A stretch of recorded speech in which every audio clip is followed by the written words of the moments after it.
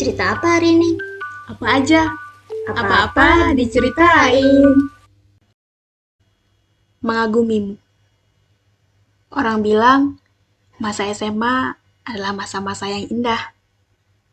Masa di mana menikmati indahnya persahabatan di bangku sekolah. Dan masa di mana aku mengagumi seseorang dari jauh. Perkenalkan, aku Safia. Sering dipanggil Via. Seorang gadis 17 tahun yang sedang merasakan euforia menyukai seseorang untuk pertama kalinya. Kalian tak perlu tahu namanya. Kesebut saja dengan kata dia. Sebenarnya, tak ada yang spesial antara aku dan dia. Mungkin saja di sini hanya aku yang mengaguminya. Sedangkan dia mungkin minatku saja tidak. Aku dan dia sebenarnya seangkatan. Awal perkenalan kami ketika ospek. Kami di kelompok yang sama. Itu terjadi sekitar 2 tahun yang lalu. Dulu, aku datang terlambat pas ospek. Aku kira hanya aku yang terlambat. Ternyata tidak. Di sana, di depan tiang bendera, ada seorang cowok yang berdiri dengan ogah-ogahan. Sana, kamu juga berdiri di sana. Seorang kakak kelas memberi hukuman ke aku, sama seperti cowok itu. Aku menghela nafas dan berjalan menuju tiang bendera. Dihukum berdiri di depan tiang bendera dengan matahari yang bersinar terik itu bukan pilihan yang bagus di hari pertama masuk SMA. Tapi, ya mau gimana, salahku juga sih. Aku berdiri di samping cowok itu sambil menghela nafas. Terlambat juga, tanyanya. Jawabku malas.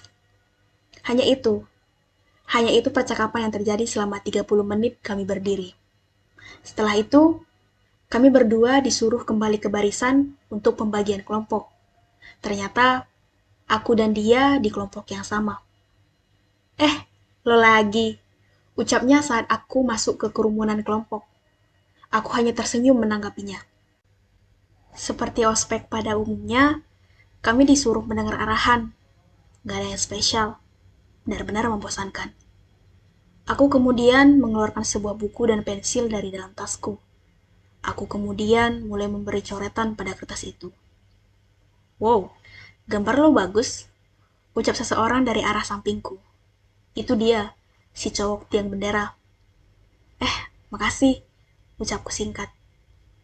Dia kemudian mendekatkan kursinya ke arahku dan fokus ke gambarku. Lo udah lama suka gambar? Dia bertanya.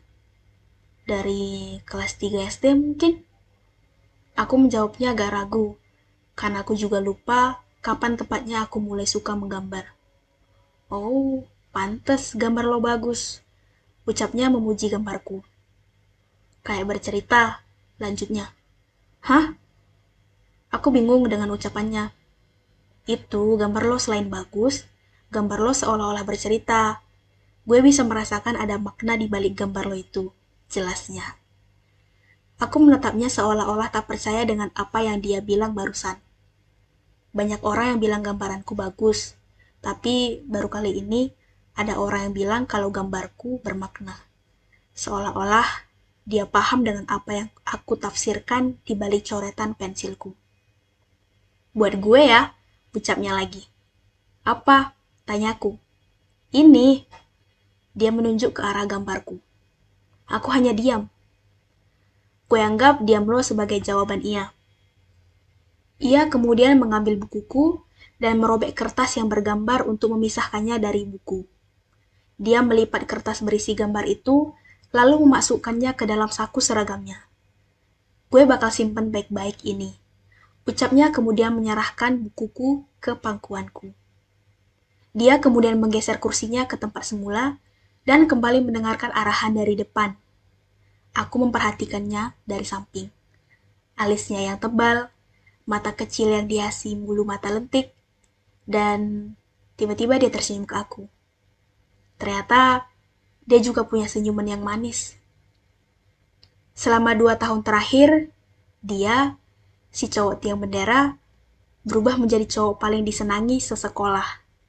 Disenangi guru, disukai kakak kelas dan teman seangkatan, bahkan dikagumi adik kelas. Yah, dia memang sepopuler itu. Dan aku, seorang gadis remaja yang pendiam dan pemalu, berani-beraninya menaruh rasa ke dia. Yah, memang perasaan selucu itu, berani mengolok-olok pemiliknya. Dan sekarang adalah tahun ketiga aku duduk di bangku SMA. Itu artinya, tahun ini adalah tahun terakhir aku sekelas dengan dia. Setelah sekelas selama 2 tahun dengannya, sebenarnya tidak ada yang istimewa. Bahkan, kami tidak pernah bertegur sapa. Lucu kan? Aku rasa dia memang tidak mengingatku sama sekali, sedangkan aku dengan beraninya suka ke dia. Tapi aku tidak berharap lebih tentang aku dan dia. Aku hanya menikmati masa-masa di mana aku kagum dengan segala yang ia lakukan dan menikmati masa-masa saat aku bisa melihatnya dari jauh. Ya, mungkin perasaan ini cukup aku dan Tuhan saja yang tahu. Dia tak perlu. Dan seperti seharusnya, rasa ini cukup diam di sana, di ruang kosong yang entah kapan akan terisi. Ya, it's okay. I'm fine.